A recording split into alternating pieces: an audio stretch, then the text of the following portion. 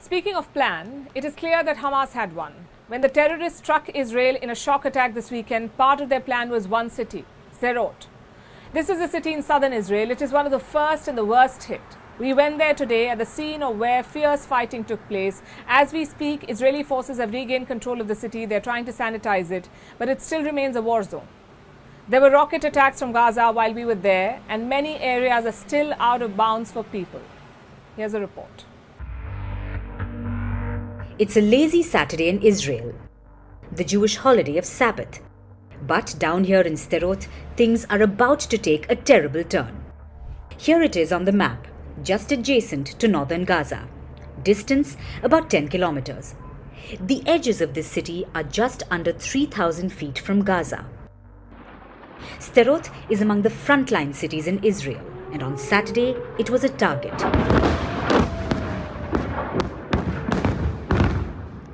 Hamas terrorists poured into the city. They killed civilians and took over government buildings. It's been 4 days since that attack.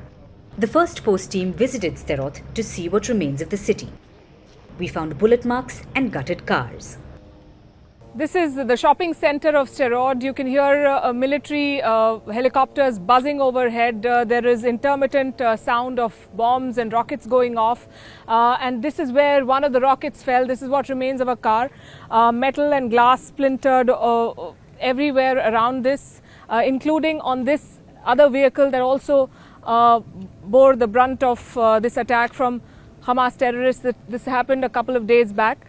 This is a town of some 30,000 people, and it has seen more than 100 rocket attacks from Gaza, just a few kilometers away from Gaza. You can see in the background their bodies. I went out, I saw loads of bodies of terrorists, civilians, cars shot up, sea of bodies inside Sderot. Along the road, other places, loads of bodies. It is sad, it is tragic. As news of the attack spread, Israel responded. Their army was dispatched to the country's south, and they came here too, to Sderot. A fierce and grueling gunfight followed.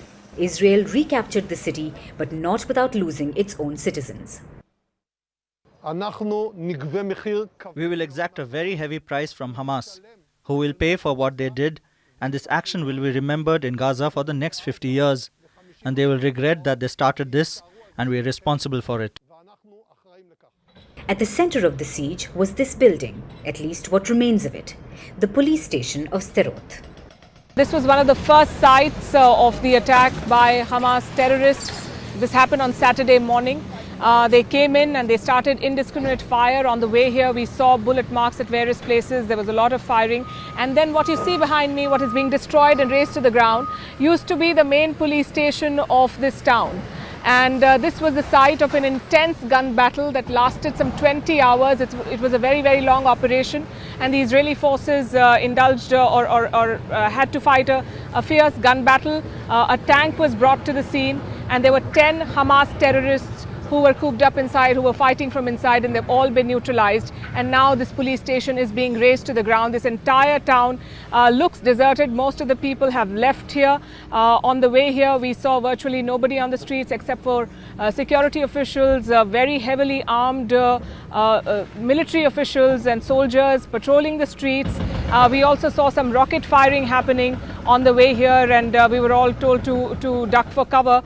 So this remains a very, very tense scene, although Israeli forces say that they have taken complete control of the situation. They're still trying to sanitize this area. The buildings can be mowed down and rebuilt, but the scars, they may take years to heal. And that's what our team learnt here in Sderot. Amid these checkpoints, charred vehicles and piled up bodies, there's no time to ponder through, because our return journey to Tel Aviv taught us a very important lesson. The next Sderot could be anywhere.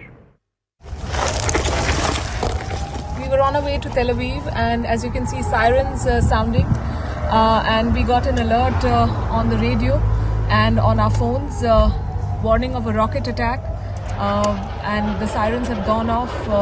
They're ringing loud in Ashdod, in Tel Aviv and other places, and people have pulled over their cars. You can see a long line of vehicles along this road, and everyone in these cars has has gotten off and they're all taking shelter.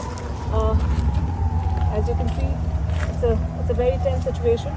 On the way to Tel Aviv, we've seen red alert in various places, including in Ashkelon and other places in southern Israel. So while the Israeli military says that the situation is completely, that they have taken control of the territory, it still remains a very, very sensitive zone.